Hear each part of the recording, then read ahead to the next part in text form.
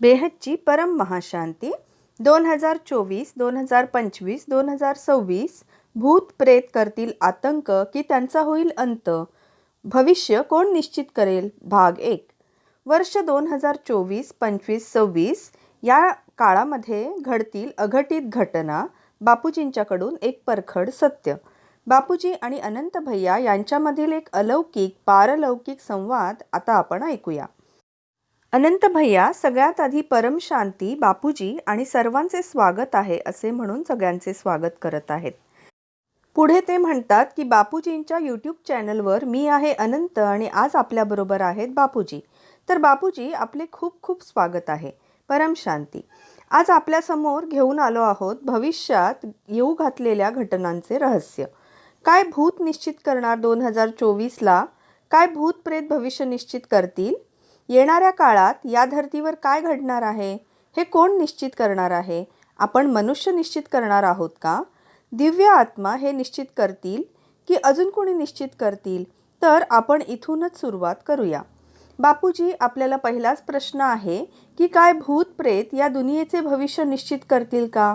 बापूजी म्हणतात, परम शांती, बघा, जे हे भूत प्रेत आहेत असे पण दुनियेला चालवण्यात त्यांचा खूप मोठा वाटा आहे. कारण सूक्ष्म जगतवाले हेच स्थूल जगताला चालवत आहेत.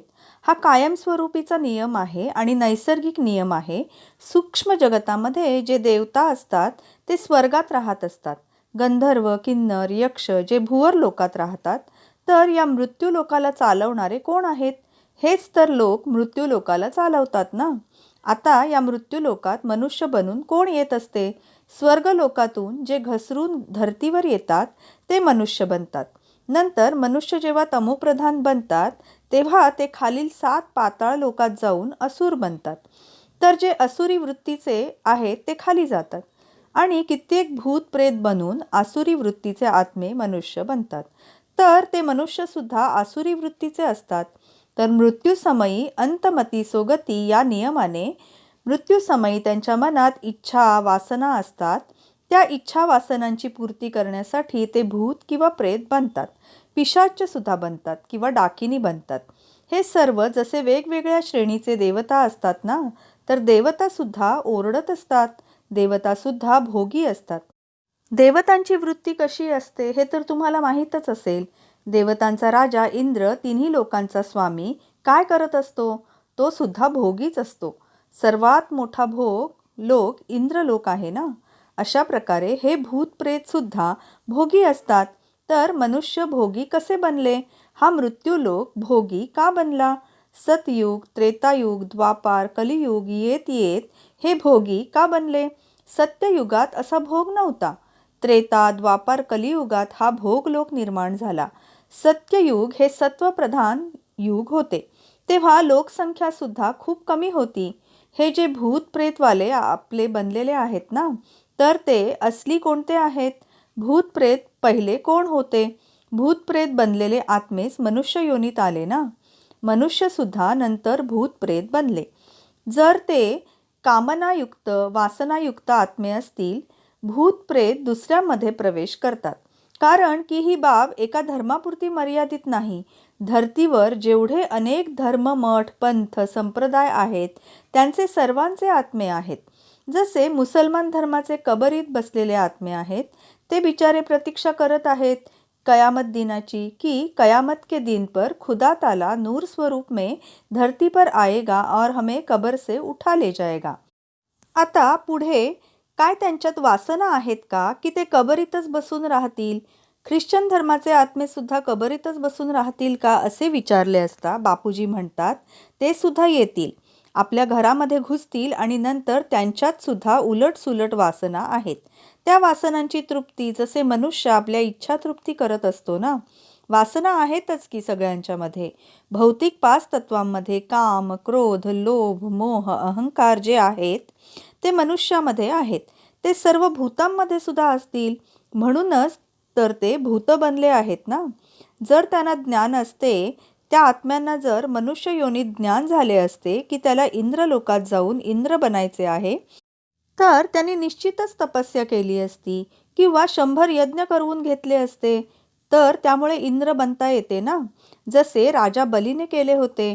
100व्या यज्ञात नंतर विष्णूचा अवतार झाला, म्हणून इंद्र बनायचे असेल तर धर्तीवर 100 यज्ञ केल्यावर इंद्र बनता येत होते. विष्णुपुरीमध्ये जायचे असेल तर विष्णूची तपस्या करा, शिवपुरीत जायचे असेल तर शिवाची तपस्या करा.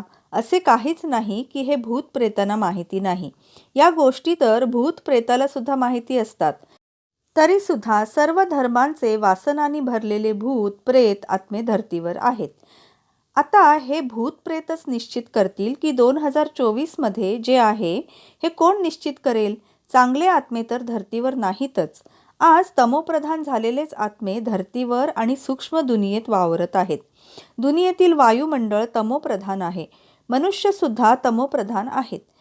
हे 800 करोड सुद्धा कशाने प्रभावित झालेले आत्मे आहेत? सर्वजण सूक्ष्म वतनवाले म्हणजेच भूत प्रेतांनी प्रभावित आत्मे आहेत. तर 2024 मध्ये सुद्धा ते भूत प्रेत काय करतील? मग 24 साल असो, 25 असो, 26 असो, आता सुद्धा भविष्यात करणारे कोण करणार आहे? काय वरील भगवान करणार आहेत का? तो करवून घेतो, परंतु ते आत्मे मिळायला हवेत. ती तर वेगळीच गोष्ट आहे ना. ते तर ज्ञान दिलेले आहे आपण आधीच. ते ज्ञानस्वरूप आत्मज्ञानी आत्मे दुनियेला बदलून टाकतील. परंतु हे तर आत्म्यांना खाली पाडण्याचे काम करत आहेत. भूत प्रेत हे सर्व आत्मे आहेत. ते सर्व मृत्यूलोकात, अजून मृत्यूलोकात, अजून सुद्धा पिशाच, मनुष्यसुद्धा पिशाच बनतील. मनुष्य मनुष्याला खाईल अशी सुद्धा वेळ येणार आहे. कारण हे भूत प्रेत करवून घेतील ना. जसे भूत प्रेत आहेत तर ते मनुष्यामध्ये प्रवेश करून आपल्या वासनापूर्तीसाठी अशी कामे करवून घेतील. आज जे होत आहे, आजपासून मागे 1000, 2000, 5000, 10,000 वर्षे मागे जावे. साधारणपणे आपण पाहिले तर सत्ययुग, त्रेता, द्वापर या काळात तर अशा निगेटिव्ह गोष्टी नव्हत्या ना. पण मग हे वातावरण भूत प्रेतांनी निगेटिव्ह बनवले. जसजसे भूत प्रेत बनत गेले, जसे अर्धप्रलय होत असतो तर भूत प्रेतांचे काय होत असते? अर्धप्रलयात भूत प्रेतांचे काम नसतेच. ते सूक्ष्ममध्ये राहत असतात.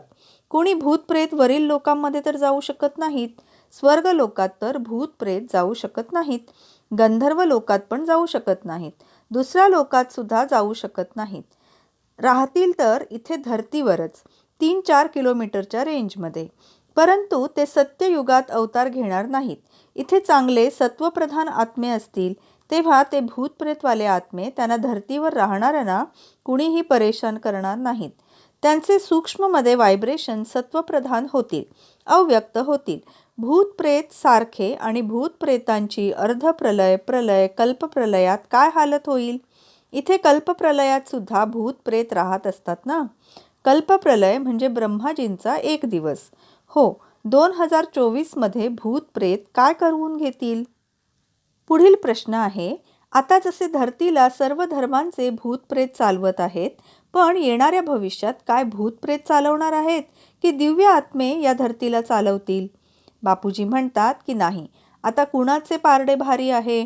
पारडे तर या भूतप्रेत आत्म्यांचेच भारी आहे ना. आता तर त्यांचे पारडे भारी आहे, तेच दुनियेला चालवतील. जोपर्यंत सत्वप्रधान आत्मे जागृत होत नाही तोपर्यंत सत्वप्रधान आत्मे आत्मस्वरूपात स्थित होऊन परमशांतीच्या व्हायब्रेशन्स पसरवतील. जोपर्यंत वायुमंडळ बदलणार नाही तोपर्यंत यांचे तमोप्रधान वायुमंडळ दुनियेला चालवतील. हा एक नैसर्गिक नियम आहे. कलियुगात ठरलेले आहे की तिथे कलहच होईल. धरतीवर नेहमी तमोप्रधान वायुमंडळ राहील. भांडण तंटे होतील. कलियुगामध्ये भांडण तंटे कोण करवतं? जेव्हा अनेक धर्म, मठ, पंथ, संप्रदाय येत असतात, धर्माच्या नावावर जो अधर्म होत असतो. किती लढाया झाल्या पहा ना इतिहासात. धर्माच्या नावावर लढाई होतच असते. तर धर्म अधर्म जो आहे तो या धर्तीवर नेहमीच चालू राहतो. सत्ययुगात या आत्म्यांची पावर कमी का झाली असे विचारले असता बापूजी उत्तर देतात, व्यक्तमधून जेव्हा अव्यक्त स्वरूपात आत्मा ट्रान्सफर होत असतो तेव्हा त्याची अवस्था फ्रीज झाल्यासारखी होत असते. भूतप्रेतांचे तिथे काहीच चालत नाहीत, ते फ्रीज होऊन जातात. भूतप्रेत कुणीसुद्धा वरती जाऊ शकत नाहीत. आता का नाही होत असे? आता ते फ्रीज का होत नाहीत असे विचारले असता बापूजी म्हणतात, आता सत्ययुगासारखा वायुमंडळ होऊन जाईल. धरतीवर परमशांतीचे व्हायब्रेशन्स होतील आणि हे भूत प्रेत डायल्यूट होऊन जातील. त्यांचे काहीच काम चालणार नाही.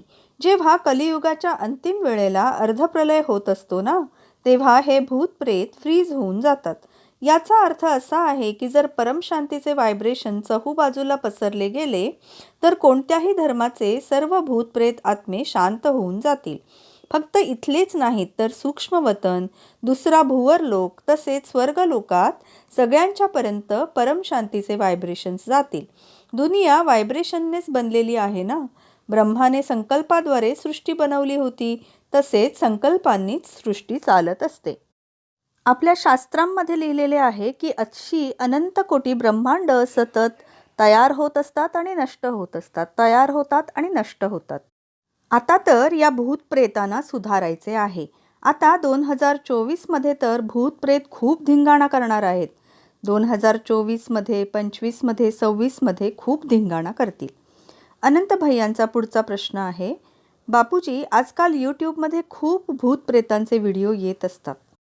बापूजी म्हणतात की काही अंशी पाहिले तर ही चांगलीच गोष्ट आहे. त्यामुळे आता सिद्ध करणं सोपं झालं आहे की भूतप्रेतांचे अस्तित्व आहे की नाही. पहिल्यांदा तर सगळ्यांना शंका होती, परंतु आता खूप कहाण्या आलेल्या आहेत. त्या ऐकून ऐकून सगळ्यांची शंका तर दूर झालेली आहे की भूतप्रेतांचे अस्तित्व नक्कीच आहे. बापूजी पुढे म्हणतात की काही संप्रदायवाले पहिल्यांदा भूतप्रेतांना मानत नव्हते, परंतु आता सर्वच जण मानत आहेत.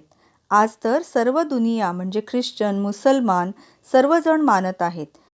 हे भूत प्रेत एवढे शक्तिशाली झालेले आहेत की ते तिसरे महाविश्वयुद्धसुद्धा घडवून आणू शकतात. असे हे अनेक अरब खरब भूत आहेत. तर आपापसात अनेक धर्म, मठ, पंथ, संप्रदायांची जी भूतप्रेतं आहेत, अंतसमयी हीच सर्व भूत प्रेत शरीरांमध्ये प्रवेश करून लढतील. लढाई करू शकतात ना, आणि ते असा प्रयत्न पण करतात. परंतु वरती काही चांगले आत्मे आहेत, ते त्यांना प्रकाश झोत टाकून तिसरे महाविश्वयुद्ध थांबवण्यासाठी तात्पुरते शांत करतात. नाहीतर ते तर तयारच आहेत. विनाशकारी ग्रुप म्हणजे भूतप्रेतांची संख्या खूप वाढलेली आहे आणि ते तिसरे महाविश्वयुद्धसुद्धा करू शकतात. सर्व धर्मांचे एकमेकांमध्ये भांडण लावून एकमेकांच्या बरोबर शेवटी ही भूतप्रेतं लढणार आहेत. ही संख्या जसे मनुष्य आहेत ना, यांच्या कित्येक पट सर्व धर्मांमध्ये भूतप्रेतं आहेत. मी फक्त एका धर्माची गोष्ट सांगत नाही. कमीत कमी 1000 पट समजा. असे समजा की एक मनुष्य आहे तर त्याच्या पाठोपाठ 1000 भूतप्रेत आहेत. आता बापूजींना भूतांची वय आणि त्यांच्या फॅमिलीबद्दल विचारलं असता बापूजी यावर उत्तर देतात की हो, असते ना, त्यांची पण फॅमिली असते, त्यांचे पण वय असते, त्यांचे पण कुटुंब असते. आणि हो, भूतप्रेतांचे सुद्धा स्वतःची अशी भूतं असतात. त्यांची भूतनी असते, त्यांची मुलं पण असतात आणि परिवारसुद्धा असतो. ही भूतं संकल्पाद्वारे त्यांची मुलंसुद्धा बनवू शकतात. भूत आणि भूतनी एकरूप होऊन संकल्प करून त्यांच्यासारखीच मुलं बनवू शकतात. बापूजींना पुढे आपण विचारले की जसे आपण सांगितले होते की परमधामामध्ये निराकारी आत्म्यांचे सृजन झालेले आहे, एकामधून अनेक आत्मे निर्माण झालेले आहेत, त्यातून अनेक आत्म्यांची रचना झाली जसे ब्रह्माने केले. यावर बापूजी म्हणतात की हो, ब्रह्माने सगळ्यात आधी 7 परमपुरुषांची रचना केली. हा एक प्राकृतिक नियम आहे. याच्या पुढे अनंत भैया विचारतात की याचा अर्थ असा होतो का की आज धर्तीवर जे मनुष्य साकारी रूपामध्ये आलेले आहेत तर ते सुद्धा संकल्पांच्या द्वारे त्यांच्यातून अनेक आत्मे निर्माण करू शकतात. बापूजी म्हणतात की साकारमधील मनुष्य तर करू शकत नाही ना, आकारी रूपातील करू शकतो.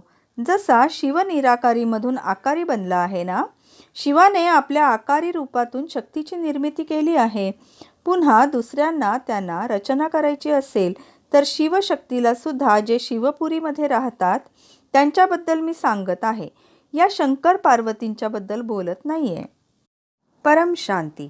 हा व्हिडिओ आपल्याला आवडला असल्यास लाईक, शेअर, कमेंट करायला विसरू नका. त्यामुळे आम्हाला असे नवनवीन ज्ञानवर्धक व्हिडिओ करण्याची प्रेरणा मिळते. बेहदच्या बेहदची परम परम परम महाशांती होत आहे.